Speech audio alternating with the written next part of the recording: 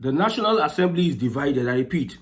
The National Assembly is divided along regional lines because of immortalizing Humphrey Nwosu, the person that conducted the freest and fairest election in Nigeria till date. There are clashes at the Senate floor between some region against another region because of Humphrey Nwosu. By the way, came out and said that we need to immortalize Humphrey Nwosu. Name INEC facility after Humphrey Nwosu. Some other senators from other regions came out and said that no, Humphrey Nwosu chickened out of the process of announcing Abiola as winner of that election. Now, we all agree, collectively, all the senators agree that June 12th was the freest and fairest election in Nigeria. They all agree. That one is sacrosanct. But what they disagree is that the person that conducted that election should not be immortalized, should not be honored, should not be given national honors. Look at it from this angle. Somebody annulled an election. That person is IBB. IBB was given national honor. IBB wrote a book, came out. Nigerians came to celebrate with him. He was seated with the people that he persecuted when he was head of state. People that destroyed democracy and stopped one of the freest and fairest elections in Nigeria. These senators sat with him. Those people that are speaking against a Humphrey Nwosu supported an IBB and helped him launch his book. And they donated a lot of money to him. Somebody that supervised the killing. Under his watch, Abiola was killed. He annulled the election. There's a video of Humphrey Nwosu. You need to watch that video. I'll try and post this video at the end of this broadcast. You see, there's only one tribe in Nigeria that is free of bigotry, nepotism. As a human being, you need to belong to that tribe. You cannot, because of a particular ethnicity, you stand against the truth. That tribe is truth, equity, justice, and fairness. That's the only tribe. That's the only tribe I belong to. I don't belong to, I'm Igbo. Because I'm Igbo, I should not say the truth. Or because I'm Yoruba, I should not say the truth. I'm not amongst those kinds of people. I will tell you the truth and the truth. Who conducted the freest and fairest election in Nigeria? And that election was under a military dictatorship. Military dictatorship. And some people are calling that person a coward for chickening out. I watched the video. I listened to Humphrey Nwosu talk about the election. And Shore was asking him very, very salient and important questions. Why did you not announce that election? He said, Taraba State, they have colluded and concluded, but it was remaining one state for them to announce the election before a letter was sent to them. They were invited to have meetings with the military. The military played their politics, stopping them from announcing the election. June 12th, June 25th, Humphrey Nwosu was sacked as INEC chairman. Even at that, even if he was fidgety, was afraid. Remember, it is a military regime. Some of these people that were speaking then, even our current Oga, Commander-in-Chief, ran away.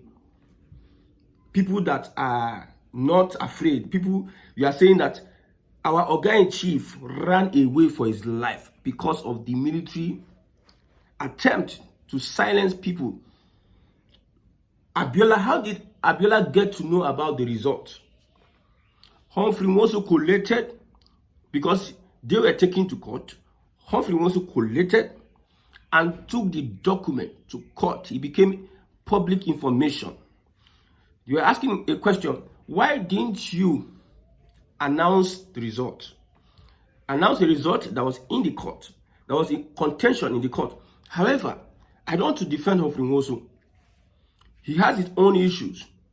But my question is, you have players in that election. You have David Mark. He mentioned David Mark in his interview with Shore. David Mark, you see, now Senate president. They benefited from democracy. IBB, they are applauding him. Applauding an IBB that supervised the killing of many Yoruba leaders. Imagine IBB were to be an Igbo man, what would have been the story? Imagine IBB were to be an Igbo man, what would have been the story about? But yet, IBB came out and published a book and said a lot of things. But people were trying to speak. That's how Professor Wole Soyinka, who said that he was going to speak after 1 year of Tinubu, he came and somebody that is fluent, they were asking him, said, you can't force me to speak on Tinubu's government. I will speak in my own time, in my own good time I will speak. A professor trying to bring words together. That's what these Nigerians were doing. When IBB published a book and made some statements in that book, Oshibajo came and did the ovation and said, you did it, you did that, and they all laughed it away. Honor Humphrey Nwosu. If the Nigerian government or the Senate refuse to honor Nwosu because he's an Igbo man, it is on them. I'm telling you, for that man to take that bravery under the military, conduct an election, they told him to stop. They invited him to a series of meetings. He met with this the defense, the military. He met with them at that point in time, and they tried to prevail on him to stop. However, they took measures. David Mark was among these people, and I think David Mark is alive and well today. They should come and confirm whether Humphrey Nwosu did not play an important role in the success of that free and fair election that was conducted by June 12th. Everybody agrees that June 12th was freest and fairest election in Nigeria. Who conducted it? Humphrey Nwosu. I'm not saying an Igbo man. Humphrey Nwosu conducted it. But people start to look at all these things from the lens of ethnicity, bias, and bigotry. Shore has said it before. This Shore, maybe today, don't start in politics. So he said it for a very long time. That the issue, the hatred Nigerians have for the Igbo man is in their bloodstream. Their blood is in their blood. My message to the Southeast politicians, if the Nigerian government is unwilling, if the Senate is unwilling to immortalize Humphrey Nwosu, I don't know what is his issue, what is their issue, or what sin did Humphrey Nwosu commit? What sin? Where did he come short? Where did Humphrey Nwosu come short? What sin? Most of these people that are in Nigeria to saying that we fought for democracy, they all ran away. They flew. How about also? They all ran away. Even the current commander-in-chief ran away because it was a military regime. And some people were saying that even at that, you should have announced the result. Under a military regime, okay, I understand by paying the ultimate price for 1 or 2 or 3 or 4, 5 things.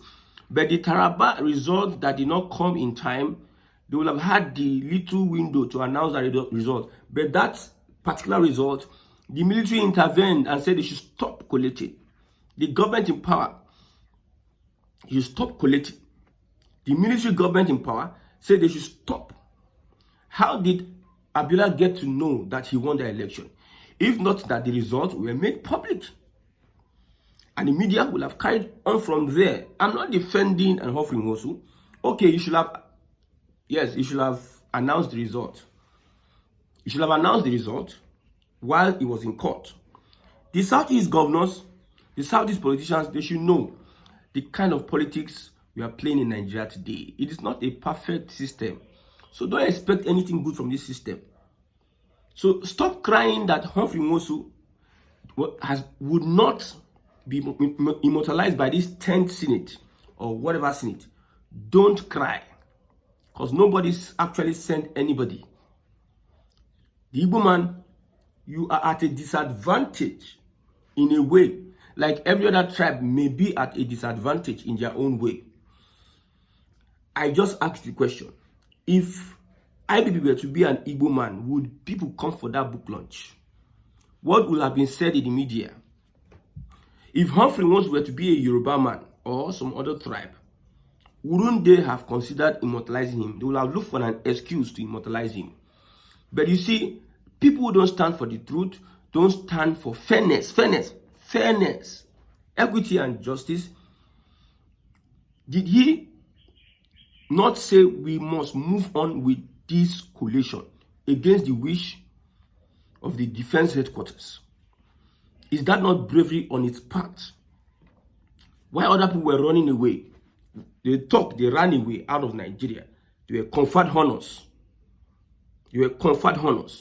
But somebody that still stayed put, irrespective of the fact that, you see, he was, well, I don't know why this people are arguing. If I were Abiola'S, I would not push this too much, because there's no future under this current system. Or they are refusing to open their eyes to the reality that there's no future under this current system. Okay, force them now, or force them. Look at comments upon comments talking about Humphrey Nwosu. People are just unbelievable. I don't want to mention whether from this region or this particular people have been talking about Humphrey Nwosu. But I'm not disappointed. I'm not disappointed in Nigerians, because I already know who Nigerians are. I already know what Nigerians can do from each region. A particular region, I know what these people can do. From the things that I've seen them do in the past and now in the present. Immortalize Humphrey Nwosu in the southeast. Build one thing and use it and immortalize. Start with that. Humphrey Nwosu. I heard Abiola'S saying that if you don't immortalize Humphrey Nwosu, another Senate will immortalize Oga. You see, another Senate is who? Okay, Abiola'S believes that there's a hatred. You just realize that there's hatred for a particular people called the Igbo people. Well, according to Osoni Rufai, let me quote him. Bestowing honor on Humphrey Nwosu has become an issue. How they are split along regional lines. They collectively agree that June 12 was the freest and fairest, but they cannot honor Nwosu. This exposes their hypocrisy. Nwosu does not require the accolades of a rubber-stamped Senate. History will honor him. That is it. Let history honor Nwosu. A system that does not encourage integrity, a system that does not encourage morality, a system does not encourage justice. You are expecting that system to honor people who actually fought for democracy in their own little way. Compare Humphrey Nwosu and every other INEC chairman. Compare and contrast. See David Mark. Should be Senate president. They don't confer honor on him as Senate president. CIBB, the architect of all this. Every time they will be applauding him. They will be applauding him. But an Igbo man own is different. The issue is different. May God help the Igbos. When people are agitating for Biafra, these politicians will look the other way and want to make something out of this current system that is formed by hatred, formed by corruption. The foundations of this system we are practicing: hatred, tribalism, nepotism, corruption, injustice.